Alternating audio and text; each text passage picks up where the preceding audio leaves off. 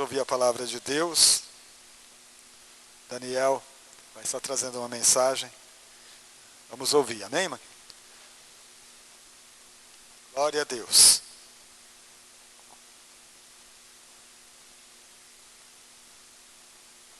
Canto, Daniel prega.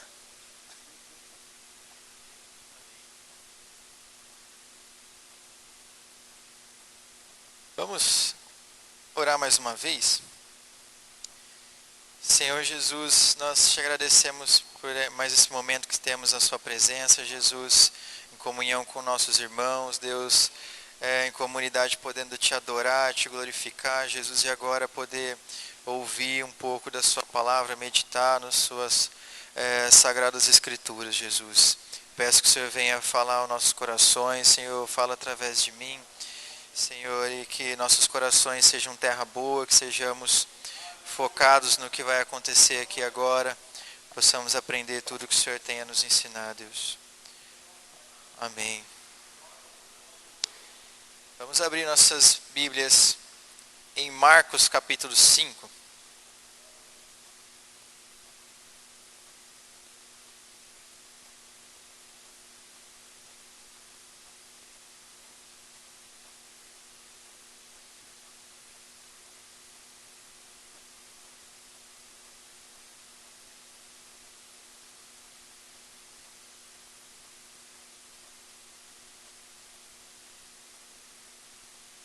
A partir do versículo 1 até o versículo 20.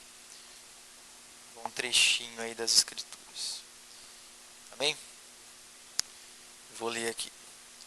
Marcos capítulo 5, a partir do verso 1, diz o seguinte: Eles atravessaram o mar e foram para a região dos Gerazenos. E quando Jesus desembarcou, um homem com um espírito imundo veio dos sepulcros ao seu encontro. Esse homem vivia nos sepulcros e ninguém conseguia prendê-lo, nem mesmo com correntes, pois muitas vezes lhe haviam sido acorrentados pés e mãos, mas ele arrebentara as correntes e quebrara os ferros de seus pés. Ninguém era suficientemente forte para dominá-lo. Noite e dia ele andava gritando e cortando-se com pedras entre os sepulcros e nas colinas. Quando ele viu Jesus de longe, correu e prostrou-se diante dele, e gritou em alta voz: Que queres comigo, Jesus, Filho do Deus Altíssimo? Rogo-te por Deus que não me atormentes. Pois Jesus lhe tinha dito: Saia desse homem, espírito imundo. Então Jesus lhe perguntou: Qual é o seu nome? Meu nome é Legião, respondeu ele, porque somos muitos. E implorava a Jesus com insistência que não os mandassem sair daquela região. Uma grande manada de porcos estava pastando numa colina próxima. Os demônios imploraram a Jesus: Manda-nos para os porcos, para que entremos neles. Ele lhes deu permissão, e os espíritos imundos saíram e entraram nos porcos. A manada de cerca de 2.000 porcos atirou-se precipício abaixo, em direção ao mar, e nele se afogou. Os que cuidavam dos porcos fugiram e contaram esses fatos na cidade e nos campos, e o povo foi ver o que havia acontecido. Quando se aproximaram de Jesus, viram ali o homem que fora possesso de legião de demônios, assentado, vestido e em perfeito juízo, e ficaram com medo. Os que estavam presentes contaram ao povo o que acontecera ao endemoniado e falaram também sobre os porcos. E então o povo começou a suplicar a Jesus que saísse do território deles. E quando Jesus estava entrando no barco, o homem que estivera endemoniado suplicava-lhe que o deixasse ir com ele. Jesus não o permitiu, mas disse: Vá para casa, para a sua família, e anuncie-lhes quanto o Senhor fez por você e como teve misericórdia de você. Então aquele homem se foi e começou a anunciar em Decápolis o quanto Jesus tinha feito por ele, e todos ficavam admirados. Um texto bem conhecido nosso aí, né, a cura do Gerazeno, né? Em Mateus ele se refere a esse povo como gadareno, né? Acho que provavelmente todos de nós já lemos em algum momento ou já ouvimos essa história. Mas é uma história que, quando eu parei para meditar, me trouxe muitas coisas novas, muitos entendimentos, e tem alguns pontos que até é difícil um pouco de entender numa primeira leitura, assim. E eu aprendi muito, assim, meditando nesse texto, assim, nos últimos dias, e queria compartilhar com os irmãos aqui. Primeiramente, comentar um pouquinho sobre o que está acontecendo aqui no começo, um pouquinho antes de começar o capítulo 5 de Marcos. Se você voltar uns versículos aí na sua Bíblia, né, ou uma página, talvez você veja ali o subtítulo do último trechinho do capítulo 4, que é Jesus acalma a tempestade. Jesus, juntamente com os discípulos, né, eles estavam atravessando ali o mar da Galileia, né, e quando eles são surpreendidos por uma tempestade, Jesus estava dormindo, né, no barco, e os discípulos começam a ficar muito preocupados, né? Tamanha era a tempestade, né, os ventos, enfim. Eles tinham muito medo e diz até que o barco já estava ficando cheio d'água. Aí eles vão acordar Jesus, né? Fala assim, não se importa que a gente morra, está dormindo aí, está caindo o mundo aqui, né? Jesus acorda, repreende a tempestade na hora, imediatamente, né? Tudo se acalma. E ele repreende também os discípulos, né? Se vocês se lembrarem, ele vai dizer, porque vocês estão com medo, né? Homens de pequena fé, né? Porque vocês têm tanto medo, né? E os discípulos ali no último versículo do capítulo 4 estão ali, né, apavorados, perplexos ali, né? Se perguntando, quem é esse que até o vento e o mar lhe obedecem, né? E no capítulo 5 nós vamos ver que novamente, né, no último versículo nós lemos, né, nós vemos que quando o homem ali foi anunciando, todos ficavam admirados, né, novamente.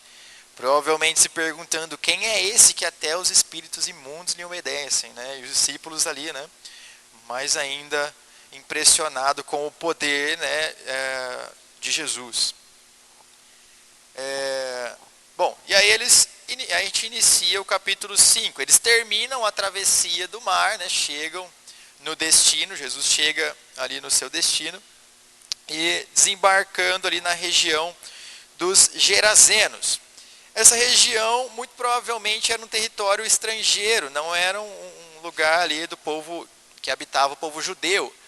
E isso a gente pode observar pelo fato de ter criação de porcos lá, né? Os porcos eram animais considerados impuros para o povo judeu, né? Se vocês voltarem lá em Deuteronômio, no livro da lei, né? Tem uma lista lá de vários animais que eram impuros, não podiam ser consumidos, e eles nem criavam porque não tinham utilidade nenhuma, né? Eles nem tocavam, nem estavam no mesmo ambiente, né, que esse tipo de animal. Então, provavelmente é um povo estrangeiro. E são poucos os relatos de Jesus, né, pregando, ou curando, ou tendo interação com povos estrangeiros. Ele, inclusive, diz, né, que ele vem para os seus ali, né, porém os seus o rejeitaram. Ele vem para o povo judeu primeiramente. Mas nós vemos que, em alguns momentos, como nesse relato aqui, né, depois nós vamos ver também a mulher cananeia, a mulher samaritana, né, mas não são muitos os momentos em que Jesus está com o povo estrangeiro. Porém, ele já começa a dar amostras ali de que depois o seu evangelho iria se espalhar, e tanto se espalhou que chegou até nós aqui no Brasil hoje, né.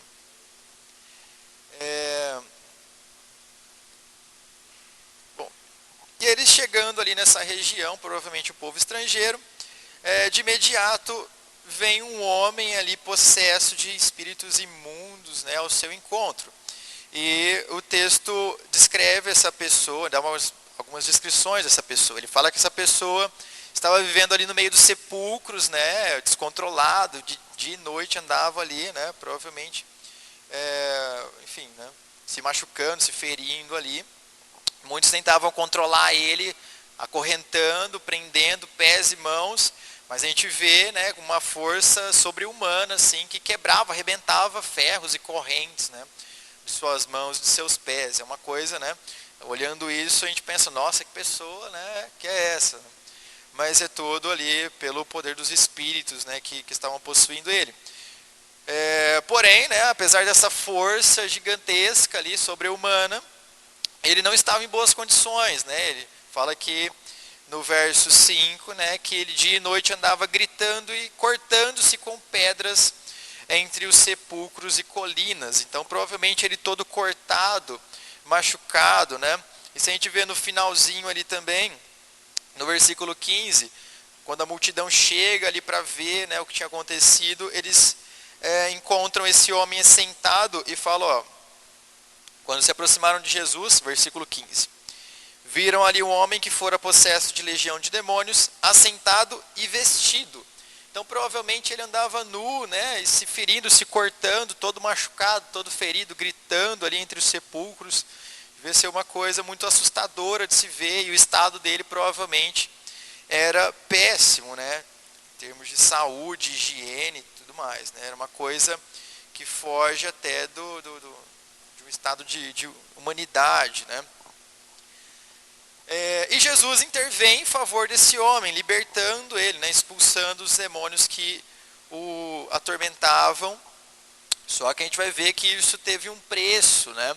Quando Jesus expulsa os espíritos imundos, eles, por autorização de Cristo, né, vão possuir uma manada de porcos, e esses porcos eles se atiram ladeira abaixo. Então esse povo acabou perdendo muita coisa ali, né, com essa libertação desse homem.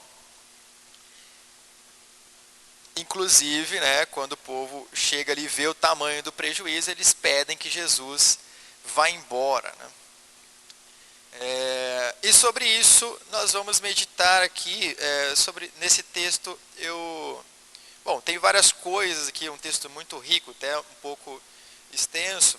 Tem muitas coisas que nós poderíamos comentar, mas eu destaquei 3 pontos aqui que eu queria, enfim, né, conversar um pouco mais aqui, falar um pouco mais sobre eles. O primeiro ponto que eu gostaria de comentar um pouco mais é o seguinte: Jesus triunfa sobre os espíritos imundos. Jesus, ele é poderoso sobre Satanás, né? Quando o homem vai ao encontro de Jesus ali, né, a atitude dele, né, é se prostrar. Se a gente vê no verso 6, quando ele viu Jesus de longe, correu e prostrou-se, ou em outras versões diz, e o adorou, né? E ele gritava em alta voz: que queres comigo, Jesus, filho do Altíssimo? Rogo-te por Deus que não me atormentes, né? Então, olha como Satanás se porta assim na frente do nosso Deus, né? Ele caiu por terra ali, prostrado, e fala, né? É até engraçado ver o demônio clamando rogo-te por Deus, né? Satanás clamando pelo amor de Deus, assim, né? E isso me lembra uma referência aqui, Tiago capítulo 2, versículo 19. Se vocês quiserem abrir, mas eu posso ler aqui rapidinho também. É um trecho bem conhecido também, que diz: você crê que existe um só Deus? Muito bem, até os demônios creem e estremecem, né? Então os demônios sabem quem Jesus é e inclusive o chamam de filho de Deus. Eles sabem com quem que eles estão lidando, sabem quem é e sabem da autoridade que Jesus tem sobre eles, né?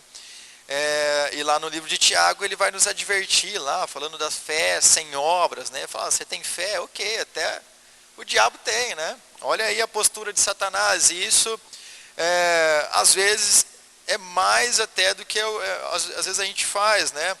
Essa reverência, esse temor que ele mostra ali na frente de Jesus, reconhecendo o seu poder e autoridade, né?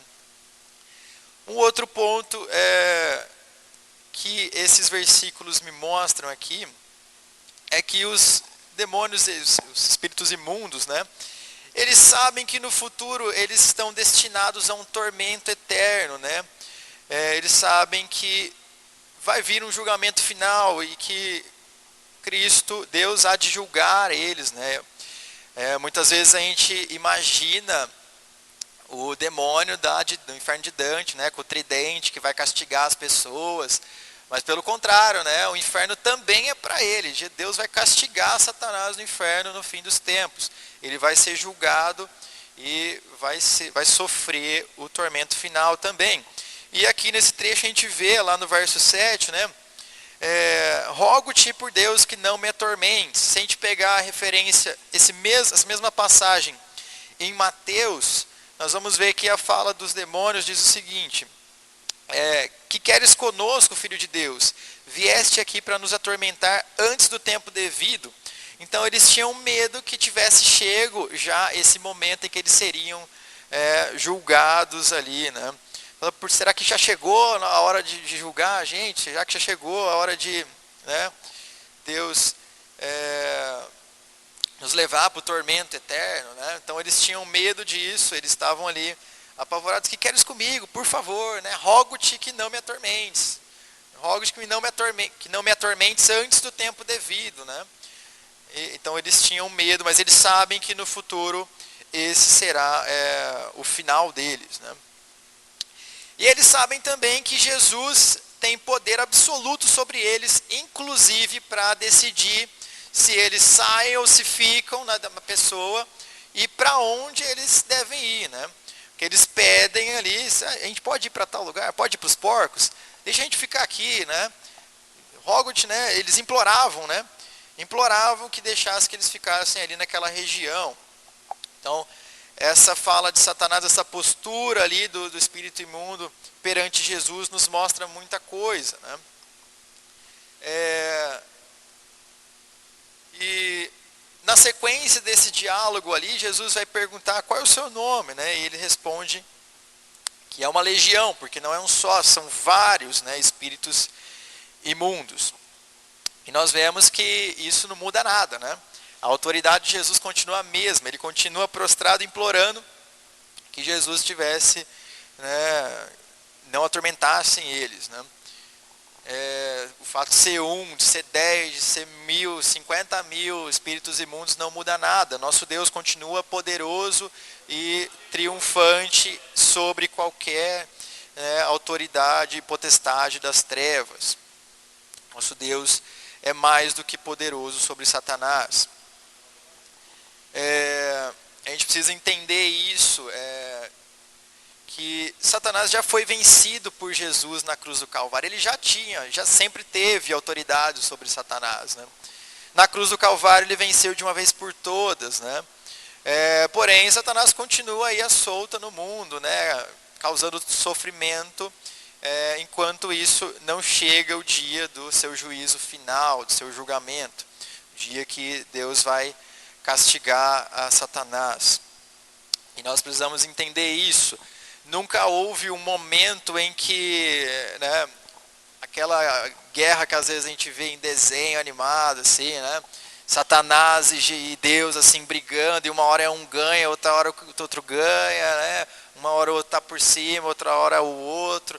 Nunca houve isso. Nosso Deus sempre foi e sempre será o Deus poderoso sobre tudo e sobre todos, né? Sobre o mundo, sobre o vento, sobre o mar, sobre a natureza e sobre Satanás. Nosso Deus é poderoso sobre tudo e sobre todos.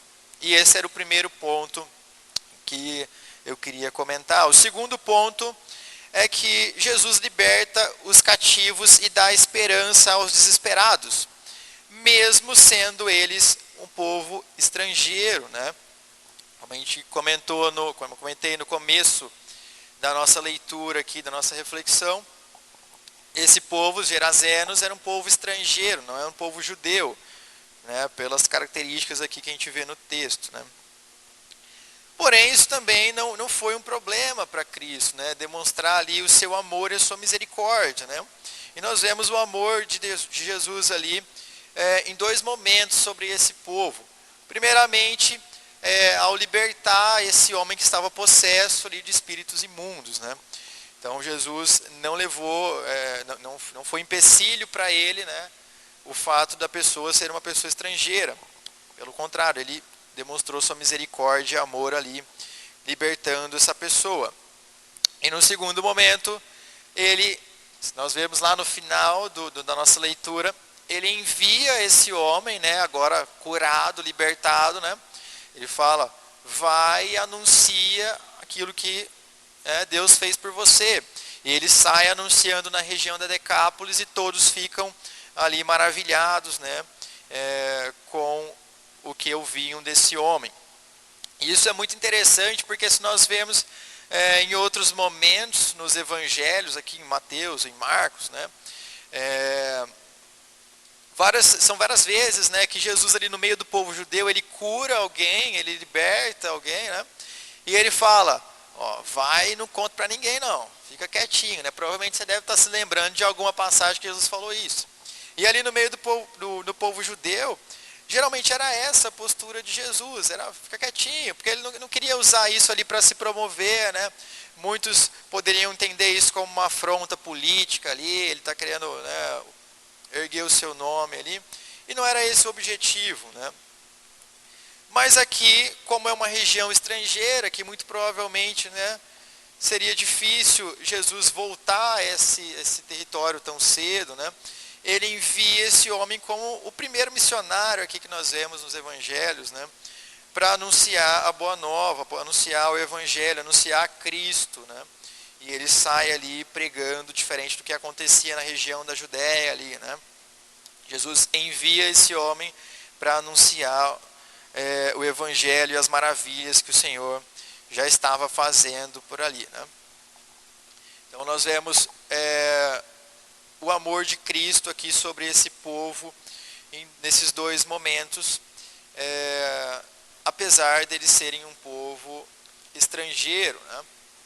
Naquele momento ainda o evangelho não estava sendo pregado aos estrangeiros, apenas aos judeus, e depois, posteriormente, né, muito lá na frente, com Paulo, com Pedro, o evangelho começa a ser pregado aos gentios também, até chegar a nós aqui, a graça do nosso Senhor. E esse era o segundo ponto que eu queria comentar.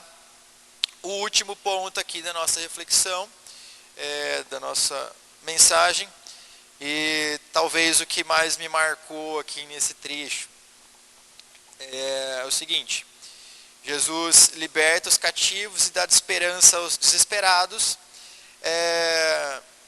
mas ele exige uma escolha de nós: amar a ele e a sua salvação, ou amar a prosperidade, a riqueza ou qualquer outra coisa desse mundo.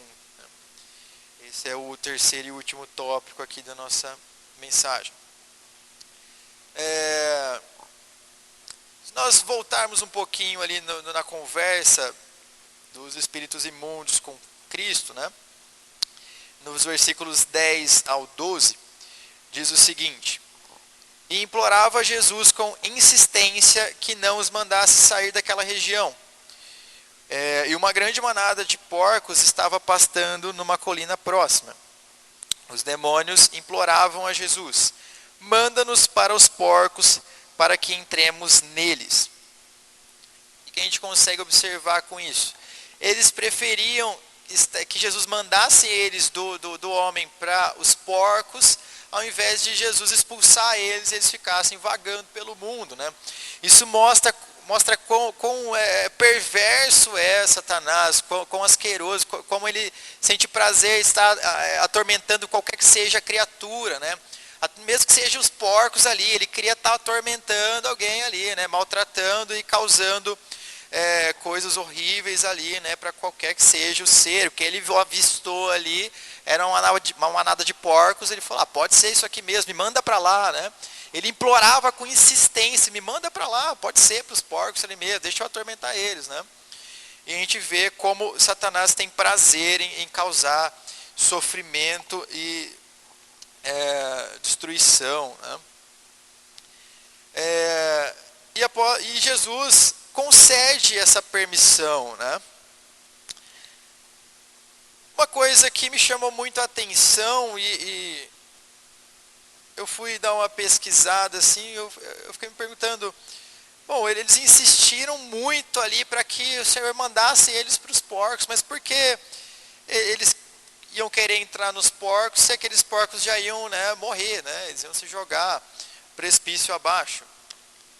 E pesquisando, eu vi um comentário de um grande teólogo, John Piper, e que me abriu muito a mente. Eu gostei muito do que ele disse sobre esse trecho. Ele diz que os demônios não podiam prever que os porcos iriam se atirar a ladeira abaixo e morrer afogados. Eles só queriam um lugar novo para morar e causar danos. Mas Cristo já sabia o que iria acontecer e ele os destinou a partir sem nenhuma habitação. Então, Cristo, de maneira indireta, acabou expulsando eles, né, para vagar, né, sem nenhuma habitação. E aí, bom, surgiu outra pergunta na minha cabeça, né? Eu falei, ok, os demônios não podiam prever que os porcos iriam se atirar a ladeira abaixo, iriam morrer e eles iam ficar novamente sem um lugar, né, sem um ser para atormentar ali, para causar danos. Mas, novamente, outra pergunta. Por que Cristo permitiu, então? Porque já não expulsou eles logo de uma vez, né? Por que permitiu que eles fossem para os porcos e dos porcos fossem, né, expulsos ali, ficassem sem habitação novamente?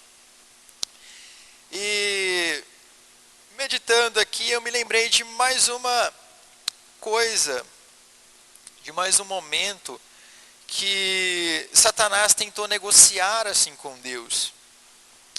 Se vocês se relembrarem dos primeiros capítulos de Jó, Satanás vai lá, né, até Deus e fala, e Deus, né, fala, vê o meu servo Jó, não sei o quê, e ele começa a negociar, mas é por causa disso, né? Dá permissão para eu tirar isso dele, você vai ver, né? Dá permissão para eu fazer isso, deixa eu fazer isso, deixa eu fazer aquilo. E Deus acaba permitindo, e ele usa Satanás, né, para provar ali a Jó. Ele acaba usando Satanás como um teste ali de fidelidade a Jó. Deus usou Satanás para provar se Jó, mesmo naqueles momentos, né, perdendo tudo, né, de aflição, ele escolheria continuar amando a Deus e confiando nele, ou se ele iria amaldiçoar a Deus, né, porque ele ia ter perdido tudo, né, ia ficar triste ali, desamparado, e acabar amaldiçoando o seu Deus, revelando que a fé dele era só porque ele estava ali no momento confortável, né, tudo bem.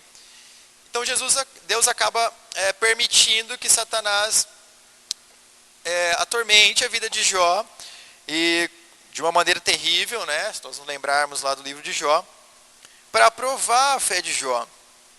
E esse momento aqui, o que eu vejo é uma situação muito semelhante.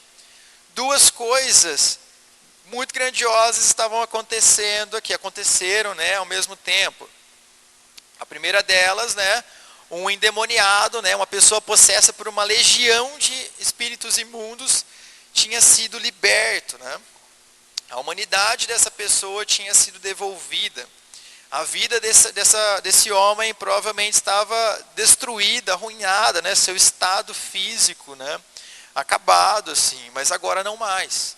Agora ele foi trazido de volta à humanidade, foi trazido de volta à sã consciência, né? Nós podemos, bom, o texto não diz, mas nós podemos imaginar que talvez esse homem tivesse família, esposa, filhos, né? Enfim, amigos antes disso, e ali provavelmente todos sofrendo e ele sendo devolvido a seu meio de convivência, né, à sociedade, completamente restaurado ali, né? Nós vemos uma coisa muito maravilhosa acontecendo. E ao mesmo tempo, por consequência, uma outra coisa grandiosa acontecendo, né? Os espíritos entram nos porcos e os porcos se jogam ladeira abaixo, né? E aquela população perde uma grande, né, quantidade, né, de bens financeiros, né? De meios, muitos perdendo suas riquezas, seu sustento ali, né? E perante essa situação, Jesus coloca o povo ali daquela região à prova, né? Ele coloca duas coisas extraordinárias na cara deles, assim. A primeira delas, um homem ali curado, liberto, que todo mundo tinha visto, tentado acorrentar, todo mundo tinha, já várias pessoas tentado controlar ele de alguma maneira e nunca dava certo, né? Todos viram o estado terrível dele e chegando lá eles viram, né? A gente leu no verso 15 lá, ele assentado, vestido ali, em sã consciência, uma coisa extraordinária tinha acontecido, e do outro lado, ali, aqueles porcos todos mortos, né? Aquele prejuízo gigantesco. E Jesus coloca isso diante deles, e aí eles têm de decidir, né, o que era mais precioso para eles. Olha, esse homem foi liberto, mas custou isso aqui.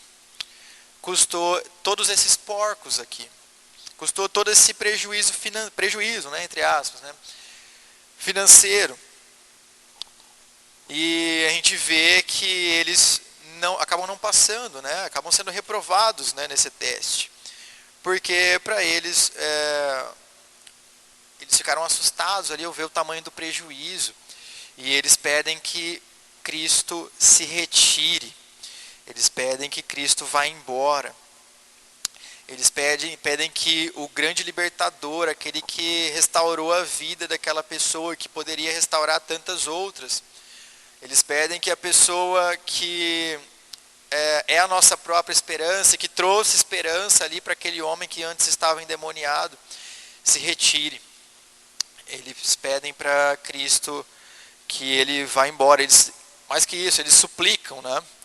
Suplicam que ele se retire e fosse embora. Se nós vemos no verso 17, na minha versão, a nova versão internacional, a NVI diz: o povo começou a suplicar que Jesus saísse do território deles. Eles tinham medo que talvez, se Jesus fizesse outra coisa ali, outro milagre, outra cura, talvez, né, custasse mais algum bem deles, né, mais algum sacrifício que eles tivessem que fazer. Para eles, mais importante eram os bens materiais, ali eram os porcos, do que a restauração daquele homem. Então Jesus, ele exige de nós uma escolha. Jesus ou as riquezas ou outras coisas, né? Amar a sua salvação ou a prosperidade, ou sei lá, né, uma outra coisa que seja passageira. Tantas pessoas trocam, tantas vezes nós mesmos, né, trocamos Cristo por outra coisa, por sei lá, hoje em dia celular, né, rede social. Nós deixamos o nosso momento de devocional, o nosso momento de oração, de meditação na palavra, nós deixamos por valorizar mais estar numa rede social, estar fazendo qualquer outra coisa, né? Quantas vezes nós escolhemos outras coisas, né? Não só dinheiro, prosperidade, trabalho, né? Correr atrás dessas coisas, mas também outras coisas ao invés do nosso Cristo Salvador, aquele que nos dá a esperança, a vida e a salvação, né? E com isso eu concluo aqui, né, retomando os 3 pontos que nós falamos hoje.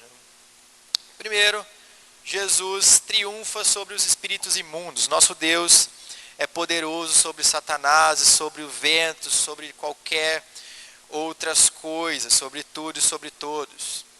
E deixo de reflexão para nós, né? Será que nós confiamos no poder do nosso Cristo, né, do nosso Deus e Salvador?